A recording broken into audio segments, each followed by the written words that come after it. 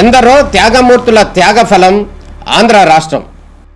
నేడు ఆంధ్రప్రదేశ్లో ప్రజలు సుఖ సంతోషాలుగా ఉన్నారా? ప్రస్తుతం ప్రజల మధ్య ఉన్న కులాల కుంపట్లు ఎవరి కోసం? చంద్రయాన్ రాకెట్ యుగంలో కూడా వర్ణ విభేదాలు దేనికి సంకేతాలు? రాజకీయ పార్టీల నేతలు ఏం చెప్తున్నారు? నేటి కాలంలో ప్రపంచాన్ని శాసించే మన యువత మేధాశక్తి ఏం కోరుకుంటుంది? తెలుసుకోవాలంటే ఆంధ్ర యువగలం. ప్రజల మాటే మా నోట. అమరావతిలో జరిగినటువంటి ల్యాండ్ అలాట్మెంట్స్ గతంలో ఎట్లా ఉన్నాయి, ఎవరు యాక్టివ్గా ఉన్నారు, ఎవరు ఇంకా యాక్టివ్గా లేరు, వాళ్ళందరినీ ఉన్నటువంటి సమస్యలు ఏంటి, ఈ ప్రాజెక్టుని వేగవంతం చేయడానికి ఏం చేయాలి అనేటువంటి దాని మీద ఈరోజు మంత్రుల కమిటీ కూర్చుంది. అధికారులు దాదాపు పెద్ద లిస్టు అంతా కూడా గతంలో, ఎందుకంటే ఈ 5 ఏళ్లలో గత ప్రభుత్వం దాన్ని పూర్తిగా నిర్లక్ష్యం చేయడం, అనుమానాలను క్రియేట్ చేయడంతో ఆగిపోయినటువంటి పనులన్నింటినీ కూడా పిలిచి మాట్లాడి వాళ్ళకి కాన్ఫిడెన్స్ ఇచ్చి ఇక్కడ స్కూల్స్ ఏ రకంగా రావాలి, హాస్పిటల్స్ ఏ రకంగా రావాలి, ప్రభుత్వ కార్యాలయాలు ఏం రావాలి, ఇంతవరకు ల్యాండ్ తీసుకున్నటువంటి ఒక ప్రణాళికను ఏర్పాటు చేసుకోవడం కోసమే ఇవాళ ఫస్ట్ మీటింగ్ జరిగింది. దీంట్లో ఇప్పుడున్న పరిస్థితిని అధికార యంత్రాంగం పూర్తిగా వివరించారు. సో వాళ్ళు కూడా మళ్ళీ every week or every 10 days ఈ సమావేశాలను ఏర్పాటు చేసుకుని ప్రోగ్రెస్ మానిటర్ చేయాలి అనేటువంటిది ముఖ్యమంత్రి గారి ఆదేశాలు.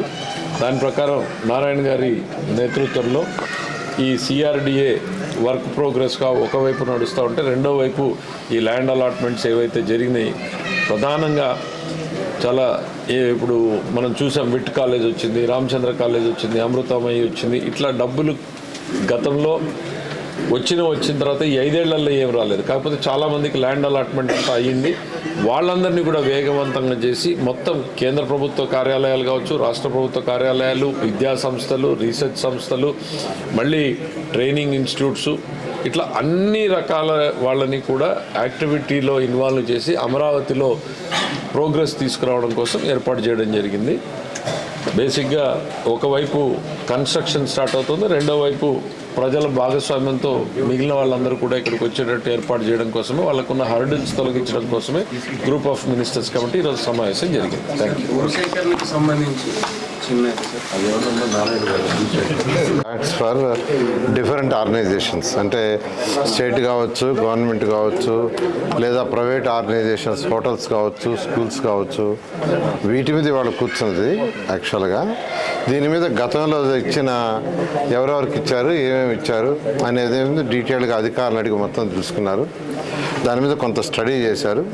మళ్ళీ నెక్స్ట్ వీక్ యాక్చువల్గా మళ్ళీ దీని మీద కూర్చొని అయితే ఎవరెవరికైతే అంతకుముందు ఇచ్చారో వాళ్ళందరినీ పిలిచి మాట్లాడమని ఈరోజు సిఆర్డి అధికారులకు యాక్చువల్గా ఇన్స్ట్రక్షన్ ఇచ్చారు. వాళ్ళందరినీ పిలిచి ఎవరెవరు వచ్చి ముందుకు కడతారు అవన్నీ డిస్కస్ చేయమన్నారు. డిస్కస్ చేసి నెక్స్ట్ వీక్ జరిగే మీటింగ్కి తీసుకురమ్మన్నారు. తీసుకొచ్చినారు. దాని మీద డెసిషన్ తీసుకుని ముందు పోవడం జరుగుతుంది. 3 ముక్కలాడితో రాజధాని పక్కన పెట్టింది కాబట్టి ఎవరు కన్స్ట్రక్ట్ చేయడానికి ముందుకు రాలేదు. ఎందుకంటే ఎవరికైనా భయం ఉంటుంది ఏమవుతుందని. అయితే ఇప్పుడు అందరికీ ఒక నమ్మకం వచ్చింది కాబట్టి ఒక పక్క అమరావతి రాజధానికి సంబంధించి డిసెంబర్ ఎండింగ్ లోపల మొత్తం టెండర్లు కంప్లీట్ చేయబోతున్నాం. దానికి సంబంధించిన ప్రాసెస్, టెండర్లు అంతా ఎస్టిమేషన్ రెడీ చేస్తున్నారు. ఈరోజు అందరికీ నమ్మకం వచ్చి మేము వస్తాం, కడతామని అడుగుతున్నారు కూడా యాక్చువల్గాను.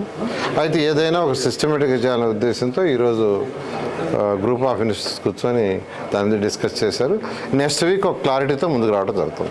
క్యాన్సిల్ చేయకుండా రీటెండర్లు పిలవలేము. టెండర్స్ని క్యాన్సిల్ చేసేదానికి యాక్చువల్గా కమిటీ వేసాం. కమిటీ రిపోర్ట్ ఇచ్చింది. దాన్ని యాక్చువల్గా యాక్సెప్ట్ చేశారు. రేపు క్యాబినెట్లో పెట్టి 18వ తేదీ క్యాబినెట్లో అది అప్రూవ్ అయిన తర్వాత రీటెండర్స్ పిలవడం జరుగుతుంది. Okay, thank you.